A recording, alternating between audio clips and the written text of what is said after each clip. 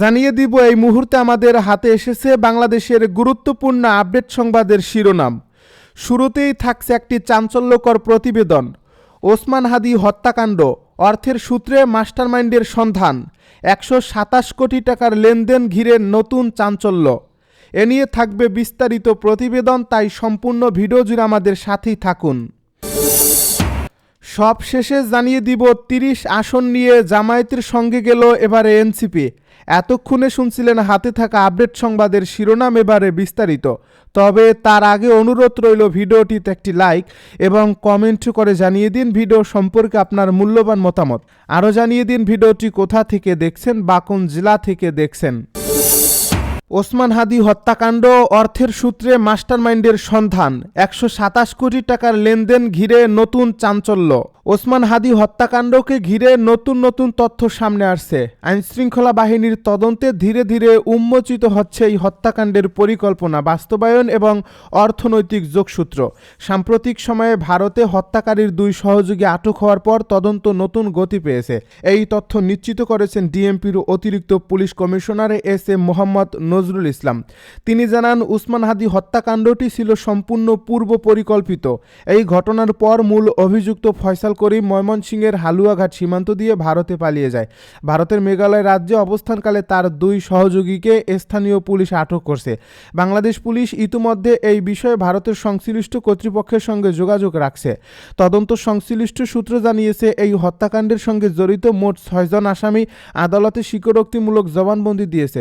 এসব জবানবন্দিতে হত্যার পরিকল্পনা, অস্ত্র সংগ্রহ, গতিবিধি পর্যবেক্ষণ এবং পালিয়ে যাওয়া রুট সম্পর্কে গুরুত্বপূর্ণ তথ্য উঠে এসেছে। তদন্তকারীরা বলছেন, এসব তথ্য যাচাই বাছাই করে ঘটনার পূর্ণ চিত্র বের করার চেষ্টা চলছে। ওসমান হাদি হত্যাকাণ্ডের সবচেয়ে গুরুত্বপূর্ণ ও আলোচিত দিক হয়ে উঠেছে অর্থের উৎস।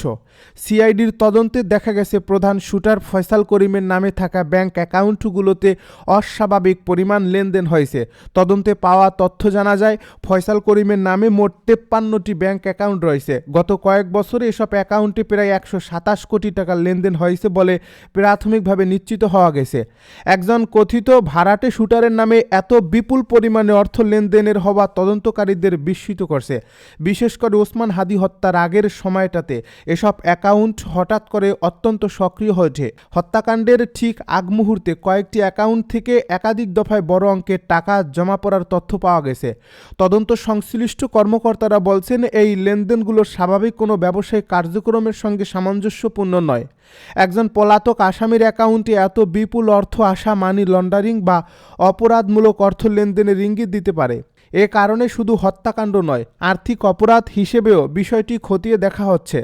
সাম্প্রতিক সময়ে সাংবাদিক মীর জাহান সামাজিক যোগাযোগ মাধ্যমে দাবি করেন, এই 127 কোটি টাকার লেনদেনের একটি বড় অংশ ঢাকা ব্যাংকের মাধ্যমে সম্পন্ন হয়েছে। এই দাবি প্রকাশের পর বিষয়টি রাজনৈতিক অঙ্গনেও আলোচনার জন্ম দেয়, কারণ ঢাকা ব্যাংকের সঙ্গে বিএনপি নেতা মির্জা আব্বাসের সম্পৃক্ততার বিষয়টি আলোচনায় আসে। তবে এই পর্যায়ে আইনশৃঙ্খলা বাহিনী বা তদন্ত সংস্থা কোনো ব্যক্তির বিরুদ্ধে আনুষ্ঠানিকভাবে অভিযোগ আনেননি। তদন্ত সংশ্লিষ্ট সূত্র জানায়, ব্যাংক লেনদেনের বিষয়টি যাচাই করা হচ্ছে। সংশ্লিষ্ট ব্যাংক হিসাব, চেক, ট্রান্সফার হিস্ট্রি এবং কেওয়াইসি তথ্য সংগ্রহ করে বিশ্লেষণ চলছে। তদন্তকারীদের ভাষ্য অনুযায়ী কোনো ব্যক্তি বা প্রতিষ্ঠানের সম্পৃক্ততা প্রমাণিত হলে আইন অনুযায়ী ব্যবস্থা নেওয়া হবে। এই প্রেক্ষাপটে প্রশ্ন উঠেছে, কেন একটি নির্দিষ্ট ব্যাংকের মাধ্যমে এত বড় অঙ্কের লেনদেন হয়েছে? অন্য কোনো ব্যাংকের পরিবর্তে কেন ওই ব্যাংক ব্যবহার করা হয়েছে তা তদন্তের গুরুত্বপূর্ণ অংশ হিসেবে বিবেচিত হচ্ছে। তদন্তকারীরা বলছেন, এটি কাকতালীয় নাকি পরিকল্পিত সেটি প্রমাণের জন্য প্রয়োজন পর্যাপ্ত তথ্য প্রমাণ। এদিকে ওসমান হাদি হত্যাকাণ্ডের পর রাজনৈতিক অঙ্গনে যে নীরবতা লক্ষ্য করা যাচ্ছে সেটিও আলোচনার বিষয় হয়ে উঠেছে। এই ঘটনাকে কেন্দ্র করে বিএনপির পক্ষ থেকে বড় কোনো আন্দোলন বা কর্মসূচি দেখা যায়নি। দলটির পক্ষ থেকে আনুষ্ঠানিক প্রতিক্রিয়াও সীমিত ছিল।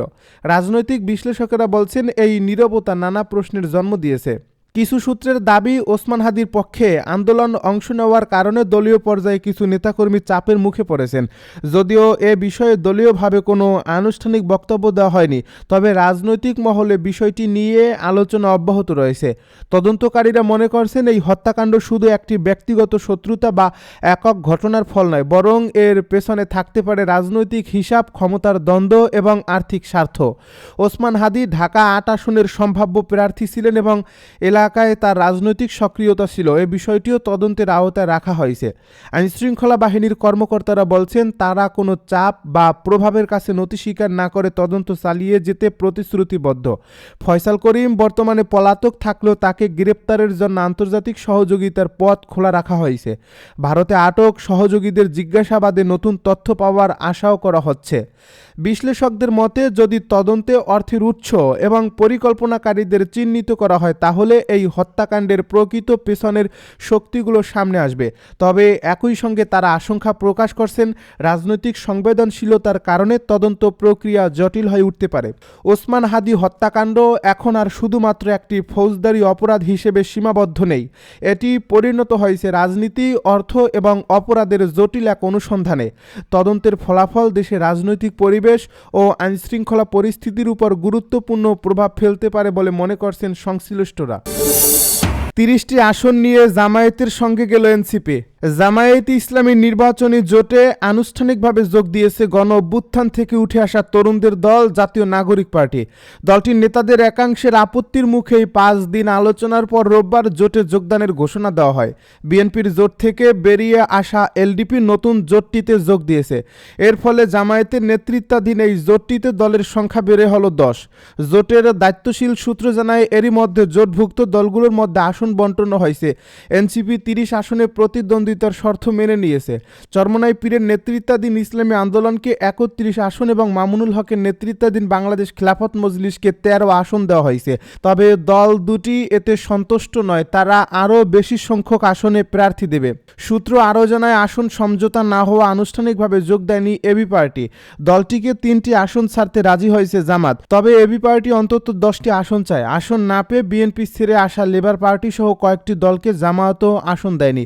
এনসিপি নেতাদের মধ্যে নাহিদ ইসলামকে ঢাকা ১১, আক্তার হোসেনকে রংপুর ১, সার্জিস আলমকে পঞ্চগড় ১, হাসনাত আবদুল্লাহকে কুমিল্লা ৪, নাসিরউদ্দিন পাটোয়ারিকে ঢাকা ৮, আরিফুল ইসলাম আদিবকে ঢাকা ১৮ আসন ছেড়ে দিয়েছে জামাত। এনসিপি জামায়াতের সঙ্গে যোগ দেওয়ায় গতকাল দলটির যুগ্ম আহ্বায়ক তাজনুভাত জাভানি পদত্যাগ করেন। এর আগের দিন দল ছাড়েন ডাক্তার তাসনিম জারা। জ্যেষ্ঠ যুগ্ম আহ্বায়ক সামান্থা শারমিন সহ আরও কয়েক নেতা ক্ষোভ জানিয়েছেন প্রকাশ্যে, তারা পদত্যাগ করতে পারেন। গতকাল বিকেলে জাতীয় প্রেস ক্লাবে সংবাদ সম্মেলনে জামায়াত আমির ডাক্তার শফিকুর রহমান জানান, এনসিপি এবং এলডিপিও যোগ হয়েছে তাদের নির্বাচনী সমঝোতার উদ্যোগে। এ সময়ে তারা পাশে ছিলেন এলডিপির চেয়ারম্যান কর্নেল অলি আহমেদ বীর বিক্রম। রাতে রাজধানীর বাংলা মোটরের সংবাদ সম্মেলনে এনসিপির আহ্বায়ক নাহিদ ইসলাম সংবাদ সম্মেলনে জানান, জামাত ও সমমনা দলগুলোর নির্বাচনী সমঝোতা হয়েছে। যেসব আসনে শাপলাকলির প্রার্থী থাকবেন না, সেখানে এনসিপি সমমনা দলের প্রার্থীর পক্ষে কাজ করবে। এনসিপির সংবাদ সম্মেলনে জামায়াতের সঙ্গে সমঝোতার বিরোধী সামান্থা শারমিন এবং জ্যেষ্ঠ যুগ্ম সদস্য নাহিদ সরোয়ার নিভা ছিলেন। জামাত এবং এনসিপি দুদলই পৃথক সংবাদ সম্মেলনে জানায়, আদর্শিক নয়, নির্বাচনী সমঝোতা হয়েছে। জুলাই সনদের বাস্তবায়নে গণভোটের পক্ষে হ্যাঁ ভোট, সংস্কার, জুলাই গণহত্যার বিচার এবং আধিপত্যবাদ বিরোধী লড়াইয়ে এই সমঝোতা হয়েছে। এনসিপি ৩০ আসন মানলেও জামায়াতের পুরনো মিত্র ইসলামী আন্দোলন, বাংলাদেশ খিলাফত মজলিস, খিলাফত আন্দোলন এবং নেজামে ইসলাম পার্টি অসন্তুষ্ট। এই ৫ দল মিলেই গত মে মাসে মোর্চা তৈরি করেছিল। পরবর্তী সময়ে এতে যোগ দেয় জামাত, পরে যুক্ত হয় জাকপা এবং বিডিপি। চরমোনাই পীর ১৫০ আসন চেয়েছিল। দলটির পরবর্তী প্রস্তাব ছিল জামাত ১৫০ এবং বাকি দলগুলো ১৫০ আসনে নির্বাচন করবে। গত শনিবার পর্যন্ত ইসলামী আন্দোলন ৭৫ আসনে ছাড়ের দাবি জানায়। তবে গতকাল রাত পর্যন্ত হাতপাখার প্রার্থীদের জন্য ৩১ আসন ছাড়ে জামাত। মামুনুল হকের খিলাফত মজলিস ৫০ আসন চেয়েছিল। শেষ পর্যন্ত এই দলটিকে ১৩টি আসন নিশ্চিত করেছে জামাত। খেলাফতের অপর অংশ ৩০ আসন চাইলেও ছাড় পেয়েছে মাত্র ৫টিতে।